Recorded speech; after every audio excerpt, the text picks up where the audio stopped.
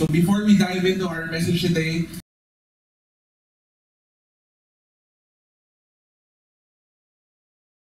we know that all things, Lord, comes from you, Father. And we thank you for each and every blessing you have given us, message today, Panginoon. And may we not take it lightly, Panginoon, because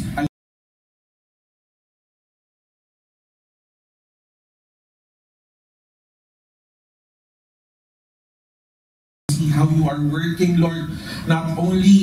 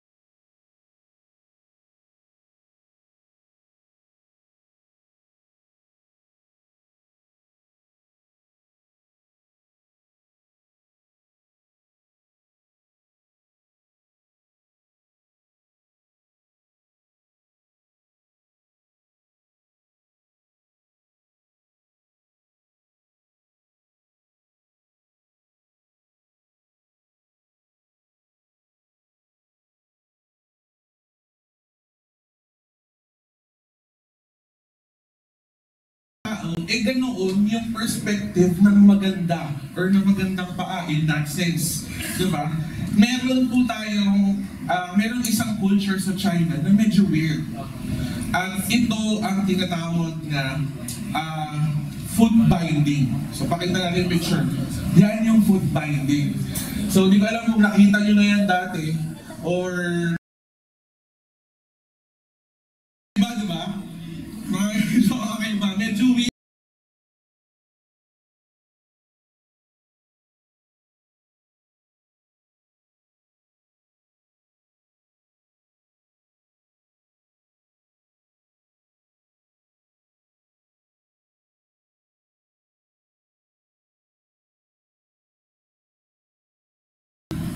Ibig sabihin, para sa kanila, yung foot binding, yung mga nag-foot binding, yung ganyang itsura ng paa, eh maganda para sa kanila.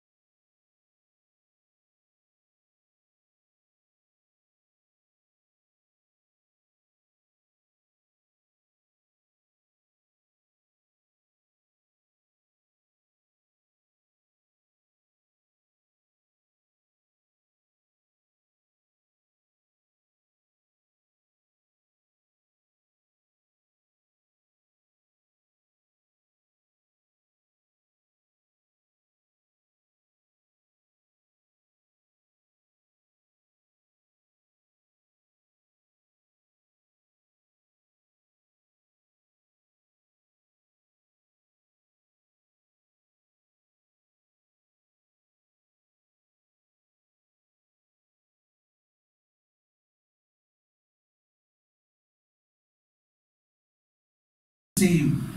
How then will they call on him in whom they have believed in him of whom they have never heard? And how are they to hear without someone preaching? Verse 15. And how are they to preach unless they are sent? As it is written, how beautiful are the feet of those who preach the good news. Praise God for the reading of His Word. Now dito, makikita natin sa passage na merong binabanggit si Apostle Paul dito about having a beautiful feet. So, merong binigay si Apostle Paul dito. Ano nga ba yung itsura or ano nga ba yung tingin natin sa isang merong magandang paa or beautiful feet? And sinabi niya sa verse 15, maliwanag na maliwanag dito sa passage natin, na kung sino nga ba yung tao na mayroong beautiful feet. At yun ay yung tao who goes out to preach the good news, the gospel sa ibang tao. Ang katotohanan, ito yung magandang truth, ang katotohanan, we can all have beautiful feet. Pwede tayo magkaroon ng beautiful feet na katulad ng sinasabi ni Apostle Paul. Actually, it is God's desire. Hindi lang yan desire ni Paul, hindi lang yan basta sinabi ni Paul. Dahil alam niya that it is God's desire for us, for all of us to have beautiful feet. Kaya ang tanong na kailangan natin sagutin ngayong araw na to,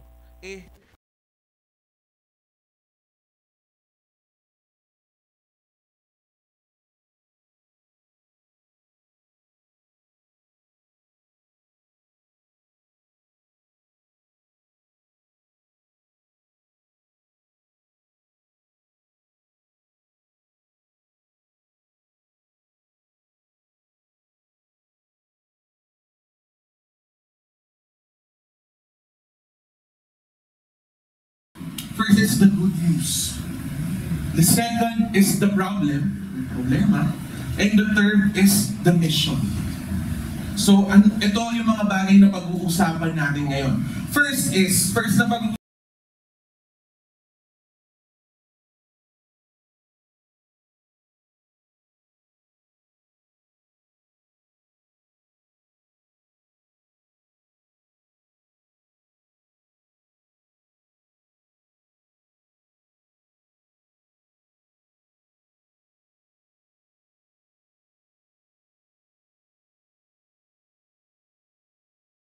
every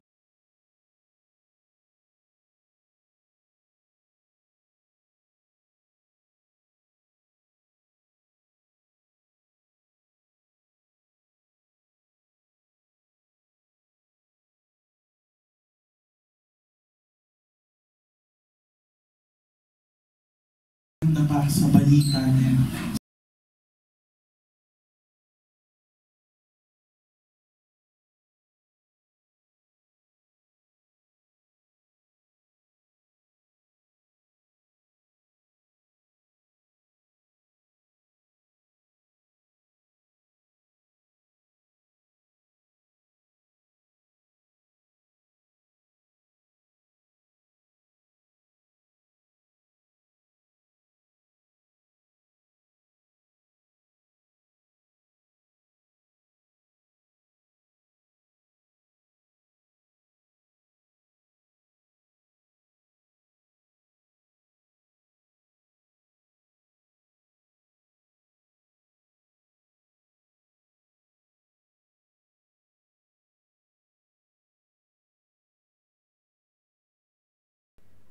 So yung kaligtasan na sinasabi ni Paul dito ay hindi lang para sa mga Jews, hindi lang para sa mga Hudyo, kung hindi para din ito sa mga Gentiles. Sa madaling salita, para sa lahat, para sa ating lahat.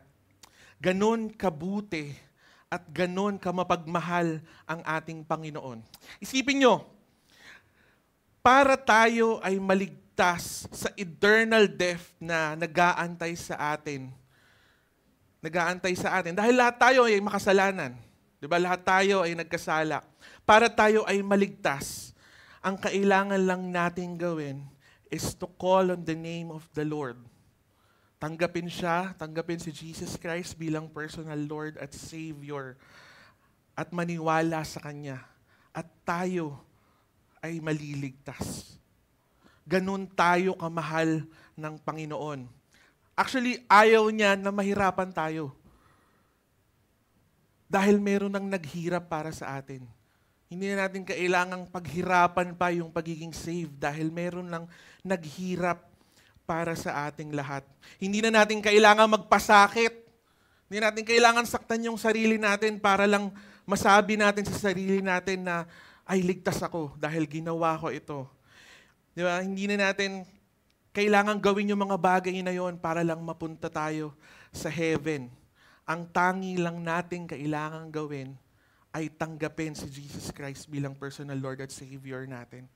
At 100% sigurado ako, I am 100% sure na you will be saved kapag naniwala ka genuinely kay Jesus Christ at sa ginawa niya para sa iyo. Malinaw na sinabi yan ni Paul. At malinaw din na sinabi yan ni Jesus Christ mismo. Sabi ni Jesus Christ sa John 3:16, sabi niya, "For God so loved the world that He gave His only Son, that whoever believes in Him should not perish, but have eternal life." Alam ko, marami sa inyo narinig na to. Malamang kabisado nyo na ito. But every time I would stumble upon this verse, kahit na alam ko na siya by heart, at kahit na pag may contest ng memory verse, itong John 3:16 kagad yung una mong binibigay. Kasi ito yung kabisado mo na, di ba? I can't help but to be in awe kung gaano tayo kamahal ng Panginoon every time I stumble upon this verse. Kahit na paulit-ulit ko na siyang naririnig. Sipin nyo, binigay niya ang nag-iisa niyang anak para tayo ay maligtas. Binigay niya yung nag-iisa niyang anak para mamatay sa krus para sa kasalanan nating lahat at para mabuhay muli at talunin ang kamatayan. Yun ay para sa atin. Para sa ating lahat. Ganon niya tayo kamahal.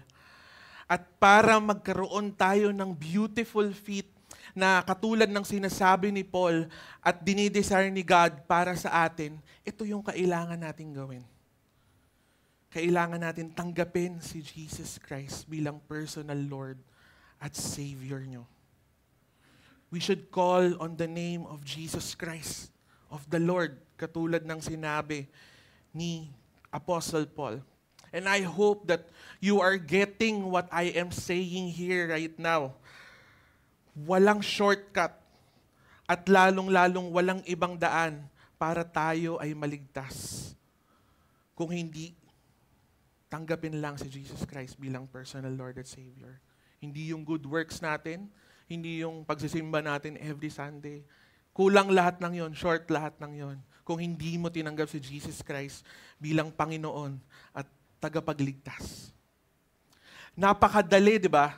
Napakagandang balita. Indeed, it's a good news. But there is a problem. Tatanungin ko kayo dapat kanina, ano ba yung gusto nyong unahin ko? Yung good news o yung bad news? Tatanungin ko dapat kayo kanina. Pero dahil pala desisyon ako, inuna ko yung good news bago ko sabihin sa inyo yung bad news. Bago ko sabihin sa inyo yung problem. And that is my second point. The problem. Tingnan nga natin kung ano yung tinutukoy ko na problem na yon sa verse 14. Sabi sa verse 14, "How then will they call on Him in whom they have not believed? And how are they to believe in Him whom they have never heard? And how are they to hear without someone preaching?" Pag unang beses mo itong nabasa, actually, nung unang beses ko itong nabasa, medyo nalito ako dun sa sinasabi ni Paul. Sabi ko, parang halo-halo yung sinabi ni Paul. Pero nung pinauulit-ulit ko na siyang basahin at sinubukan ko talaga siyang intindihin, makikita nyo, pag trinay nyo, paulit-ulit, makikita nyo that Paul is making sense here. Dito, sa verse na ito, sa verse 14. And para mas maintindihan natin yung sinasabi ni Paul, para makita natin yung problema na sinasabi niya or yung gusto niyang sabihin sa atin, kailangan nating tignan itong verse na ito, itong verse 14 in reverse. Pabaliktad natin tignan. So kapag binaliktad mo siya, ang gustong sabihin ni Paul ay walang nagpipreach at nag-share ng gospel. Kaya hindi naririnig ng mga tao yung good news of salvation na ibinigay ni Jesus Christ para sa atin. Walang nagpipreach, so hindi naririnig ng mga tao yung magandang balita. At dahil hindi nila naririnig yung magandang balita, hindi sila naniniwala kay Lord. Hindi sila naniniwala kay Lord.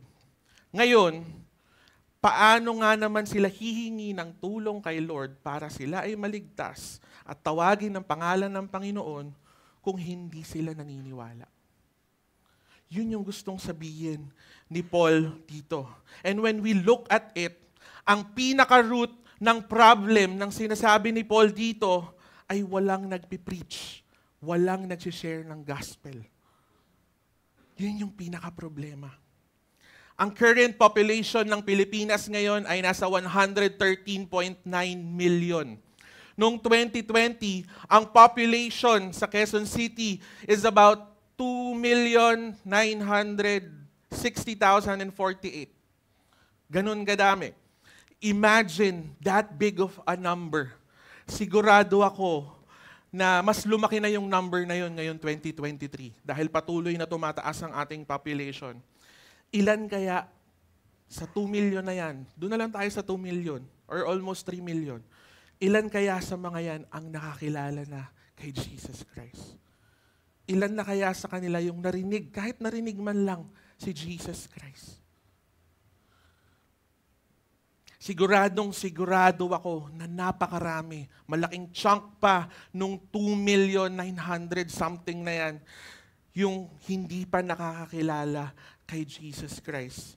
Sa campus nga lang sa ginagawa natin ngayon sa church, sa District 3 ng Quezon City, sa mga high schools, pag nakita nyo yung mga bata that we are reaching out sa campuses, sobrang dami pang hindi tumatanggap kay Jesus Christ bilang personal Lord at Savior nila. Hundreds of thousands of people pass through Araneta Center, Cubao. Ang daming dumadaan dito. Sa station lang ng LRT, sobrang daming dumadaan. Hindi mo pa kasama dyan yung mga nag-commute at dumadaan dito sa Araneta Center, Cubao. Every day. Pero ilan kaya sa kanila yung saved na? Ilan kaya sa kanila yung ligtas na? Ang totoo, napakarami pang tao na kailangan ng kaligtasan na galing sa Panginoon. Pero paano sila maniniwala kay Lord? Paano sila maliligtas kung walang nag-share ng gospel sa kanila? Sa school nyo lang, actually, or sa office nyo lang, sa mga nagtatrabaho, naisip nyo ba, ilan na sa kanila yung ligtas na? Isip nyo ba, ilan na kaya sa mga ka-office mates ko? Or kahit mga kapitbahay, ilan na kaya sa mga kapitbahay ko yung ligtas na? Ilan na kaya sa mga kaklase ko yung ligtas na? Meron na silang personal relationship with the Lord. Ilan na kaya sa kanila yung sigurado sila na kung saan sila mapupunta pagtapos ng buhay nila dito sa mundo? Alam ba ng mga tao na yon na nakakasalamuhan natin araw-araw, mga kaklase, mga ka-office mate, mga kapitbahay natin, alam ba nila na Christian ka? O low-key lang? Nakakalungkot man isipin, pero yung problem na sinasabi ni Paul, thousands of years ago na yung sinulat ni Paul na yan, the same problem that we have today. Yung problema na sinasabi ni Paul dyan sa verse 14 is the same problem we have today. Marami pang tao ang hindi nakakakilala kay Lord. Marami pang tao ang hindi saved. Marami pang tao ang walang pagkakataon to call on the name of the Lord at maniwala sa kaligtasan na daladala ng Panginoon. Nakakatawa isipin kasi nagkalat yung mga Christian churches sa buong Pilipinas. Ang dami-dami ng Christian churches sa buong Pilipinas. Pero bakit hanggang ngayon, yung percentage of Christians dito sa Pilipinas ay ilang taon nang hindi tumataas? Or tumaas man konti lang, konting-konti lang. Bakit ganun? Hindi ba dapat habang dumadami yung mga churches, mas dumadami din yung mga taong nakakakilala kay Jesus Christ? Pero hindi yun yung nangyayari. Anong root ng problema na sinasabi ni Paul? Walang nagpipreach, walang nag-share ng gospel. That is the big problem. Ang tanong, dahil alam na natin kung ano yung problema, ano yung kailangan nating gawin bilang Christians? Ano yung dapat nating gawin bilang mga Kristiyano? Habang ginagawa ko itong sermon na ito, I realized kung bakit kailangan itong sabihin ni Paul sa atin. Itong verse na ito. Nakita ko, pwede naman yung idiretso eh. Pwede naman na idiretso ni Paul eh. Para magkaroon ka ng beautiful feet, preach the gospel. Pero kinailangan niyang ipakita ito sa atin. Pinakita ni Paul na hindi natin pwedeng ma-attain yung beautiful feet na dinidesire ni Lord para sa atin. Hindi natin pwedeng makuha yun if hindi natin alam itong problema na ito. If hindi natin ina-acknowledge itong problem that we have ngayong araw na ito, ngayong age na ito. Because itong problem na ito, itong sinasabi ni Paul na ito ang purpose kung bakit kailangan nating gamitin yung mga paa yung na meron, na ibinigay sa atin, ipinagkaloob sa atin. And that leads me to my third point, the mission. Sabi sa verse 15, and how are they to preach unless they are sent? As it is written, how beautiful are the feet of those who preach the good news. Diretsong sinabi dito ni Apostle Paul kung sino yung mga tao na mayroong beautiful feet. Ito yung mga tao who preaches the good news. Pero sino nga ba itong mga tao na ito? Sino nga ba yung mga tao na ito? Si pastor lang ba? Yung core of leaders lang ba ng church nyo? Ng church natin? Or yung mga small group leaders lang ba? Yung matatagal na Kristiyano lang ba ang dapat maging preachers of good news? Mga kapatid, huwag ka nang tumingin kung saan-saan. Huwag na kayong tumingin kung saan-saan. Huwag na kayong maghanap kung sino pa. Dahil kayo mismo, ikaw na tumanggap kay Jesus Christ bilang personal Lord at Savior, ikaw mismo ay ipinadala na ni Jesus Christ to preach the gospel. We are now sent by Jesus Christ nung tinanggap natin siya bilang personal Lord at Savior. Kailangan natin maintindihan, kailangan nating ma-realize that God has sent us, has sent every Christian to proclaim the gospel to the lost. We have to accept na part ng pagliligtas sa atin ng Panginoon, part ng salvation na ibinigay ni Jesus Christ para sa atin ay yung responsibility, kasama yung responsibility na yon to share the good news to others. Kasama yun. Hindi mo kailangang maghintay ng special calling kay Lord para lang mag-share ka ng gospel. Hindi mo kailangan maghintay ng, pray muna ako, antayin ko muna yung sagot ni Lord kung kailangan ko bang mag-share ng gospel. Hindi. Dahil automatically, kailangan mong i-share yung gospel. You are now sent. We are now sent. Mga tumanggap kay Jesus Christ bilang personal Lord at Savior are now sent to preach the gospel. Di ba kapag meron tayong good news na natanggap, lalo na kung directly involved tayo, hindi natin makontain yung sarili natin. Di ba? Pag may magandang balita tayong narinig, may magandang balita tayong natanggap, hindi natin makontain yung sarili natin. Ando na yung tuwan-tuwa tayo, yung excitement natin, yung saya natin para sa tao na yun or para sa sarili natin. At yung nararamdaman natin, nagmekos-mekos na doon sa puso natin. Kaya minsan, dahil sa sobrang saya natin, sobrang excited natin, nauunahan natin yung mga tao na yon na mag-share sa social media accounts or kung saan man. Di ba nauuna na tayo ipamalita yung good news na yon sa ibang tao kaysa nanggaling pa dun sa tao na yon, kung kanino nanggaling man yung good news na yon. Naalala ko, nung nalaman ni Nanay Marcel na magkakaroon na ulit siya ng apo kay Micaela.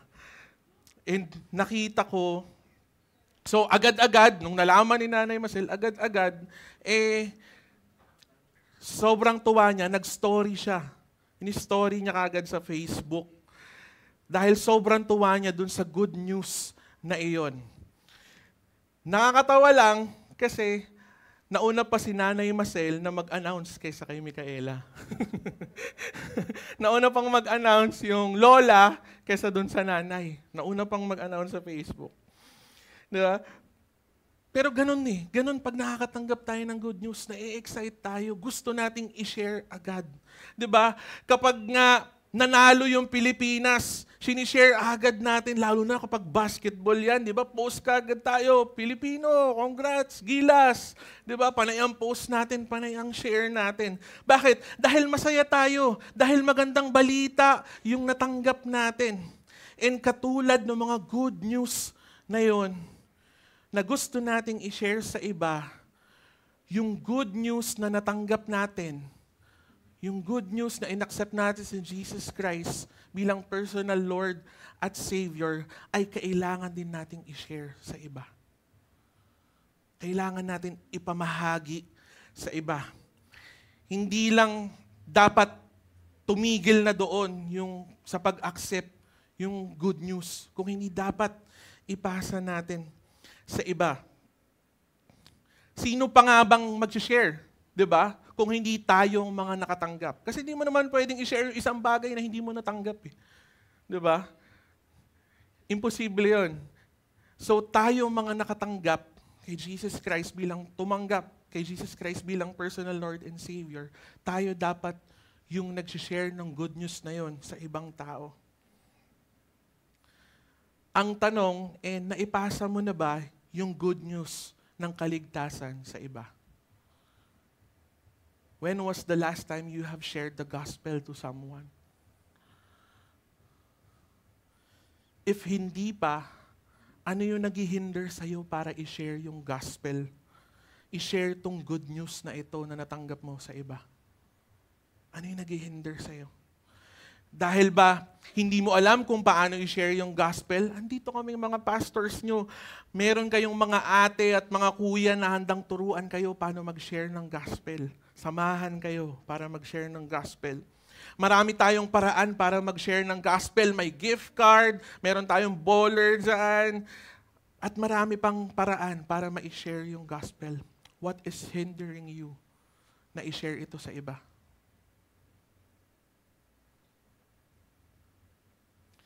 Alam niyo, sa totoo lang,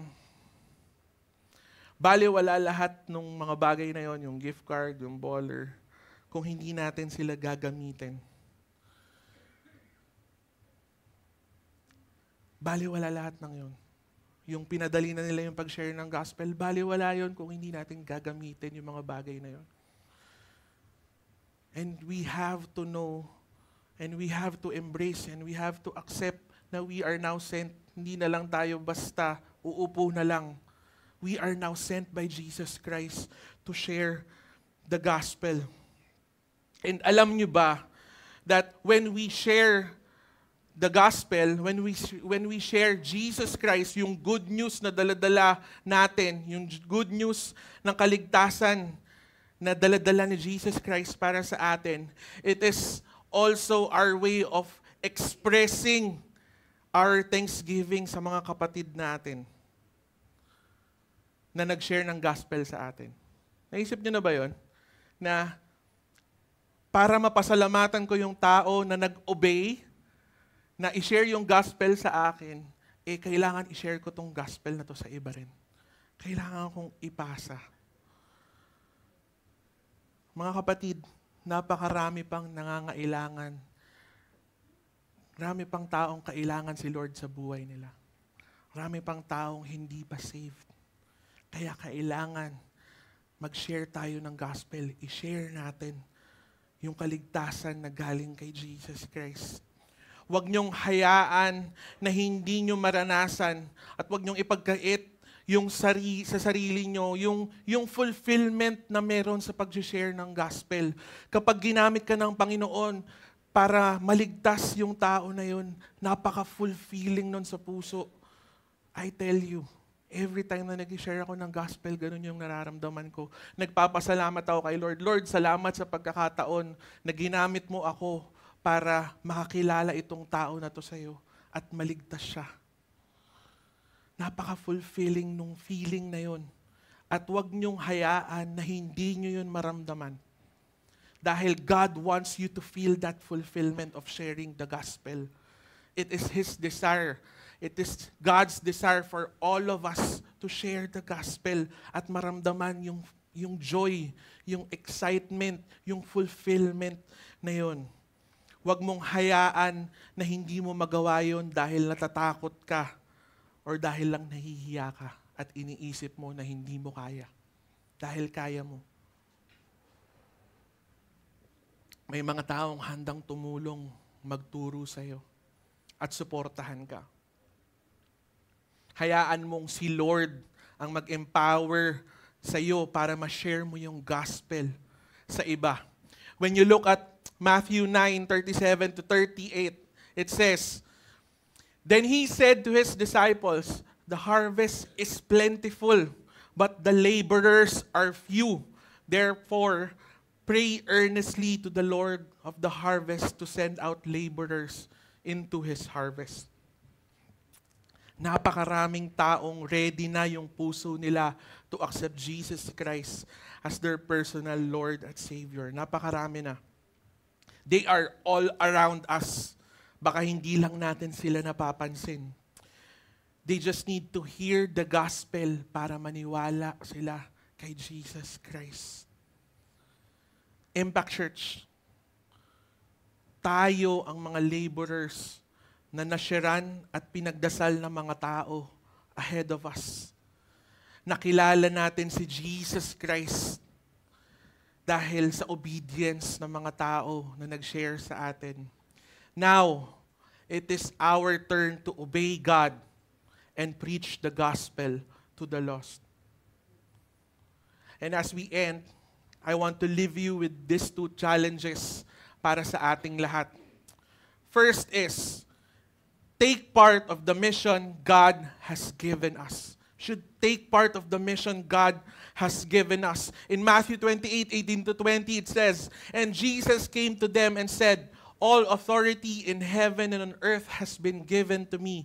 Go therefore and make disciples of all nations, baptizing them in the name of the Father and of the Son and of the Holy Spirit, teaching them to obey everything.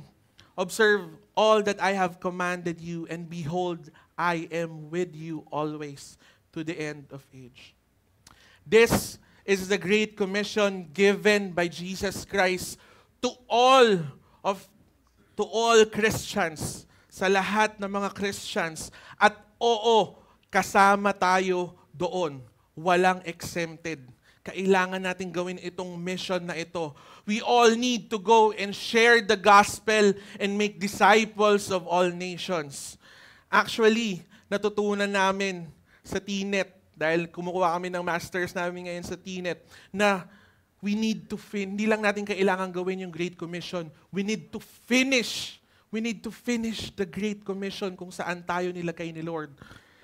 At sasabihin ko na sa inyo ngayon, na hindi namin kaya kung kami lang. Hindi namin kayang i-finish itong Great Commission kung kami lang ang gagawa. Dapat samahan nyo kami. we are asking you na samahan nyo kami in this mission, to take part in this mission. Last week, napakaraming students yung na-reach out natin through our campus ministry. Hundreds of students actually. Hindi naman namin kayang i-disciple lahat ng mga batang yun sa campus. Diba? Kasi grabe, sobrang dami talaga. Kaya kailangan namin ng tulong nyo. Kailangan namin ng tulong nyo. Gawin natin yung part natin. I-share natin si Jesus Christ sa mga tao na ito. At samahan natin sila sa journey na pagsunod kay Jesus Christ. Next is, share the gospel to someone this week. Share the gospel to someone this week. Somewhere, somehow, mga kapatid, somewhere, somehow, kailangan nating simulan itong bagay na ito. Dahil alam na natin ngayon yung truth na nung tinanggap natin si Jesus Christ that we are now sent, hindi na lang tayo basta naniwala kung hindi tayo ay ipinadala na para i-share yung gospel kung nasaan man tayo. We need to start somewhere. And this is my challenge for you today. Share the gospel to someone this week. Naniniwala ako na merong purpose si God kung bakit Kanya inilagay dyan sa community na yan. Para, naniniwala ako na merong purpose si God kung bakit niya ibinigay yung trabaho na meron ka. Naniniwala ako na inilagay ka ni Lord sa school na yan dahil alam niya at gusto niya na i-share mo yung gospel na yon, yung gospel ng kaligtasan na ibinigay ni Jesus Christ para sa atin, sa mga taong nakakasalamuha natin. Kaya simulan natin ngayong week na ito. Let's share to someone yung gospel. Itong linggo na ito. Alam ko na marami tayong kaibigan. Alam ko na marami tayong kakilala na ready nang marinig. Ready na yung heart nila sa gift na ibinigay ni Jesus Christ. Now is the time to share Jesus to them. Kailangan na nating magsimula dahil napakarami pang taong kailangang marinig ang gospel. Now is the time to start. Honestly, I am excited and I long for the day na kayo mismo maririnig nyo sa amin or maririnig nyo sa ibang tao of how beautiful your feet are. Dahil preach mo ang gospel, shinare mo si Jesus Christ sa ibang tao. Let us start now.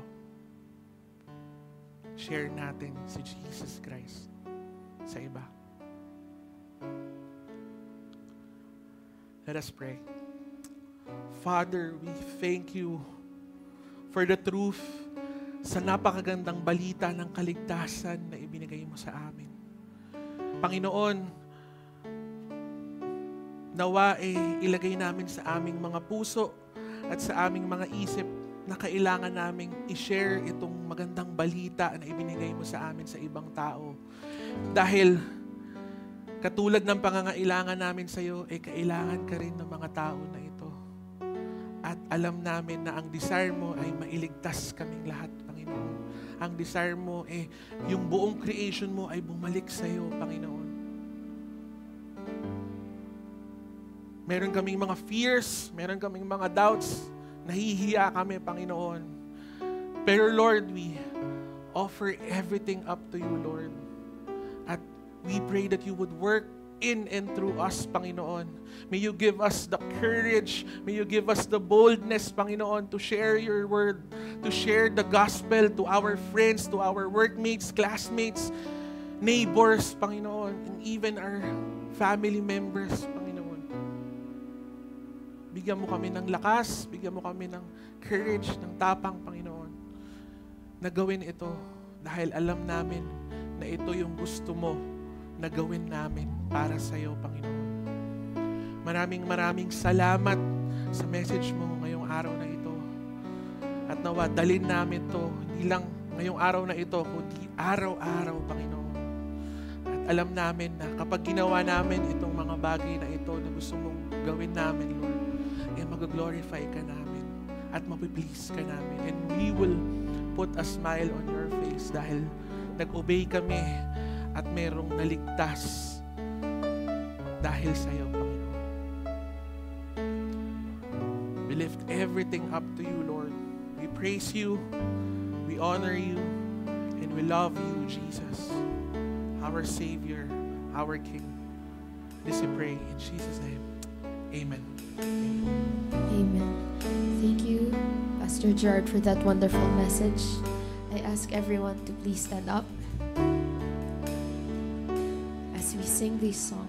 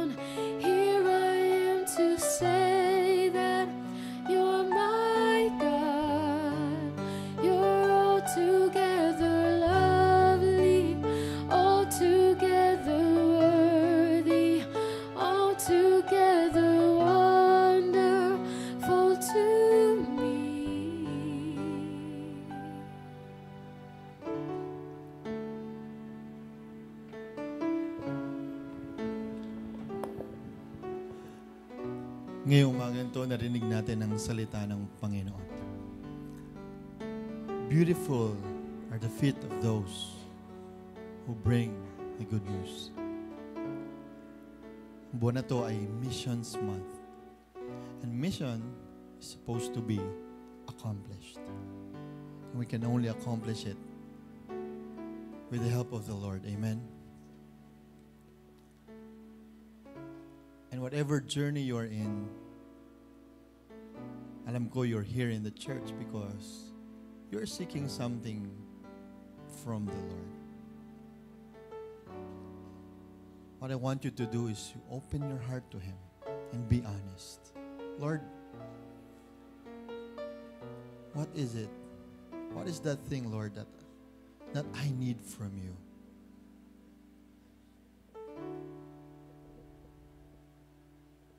And Lord, what is one thing, Lord, that I can do for you after hearing your message? Because it will only have meaning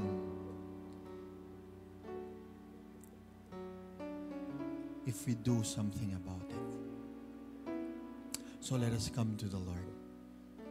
Let us come to Him and call upon His name. Let us pray. Panginoon, sa aming paglapit sa iyo ngayong napakagandang umagang ito, and as we have worshiped you, Lord, in spirit and in truth, I know that there are people who are here right now seeking for answers, Panginoon. Seeking for solutions, Lord, sa mga nararanasan nila sa buhay. And we understand, Lord, that the more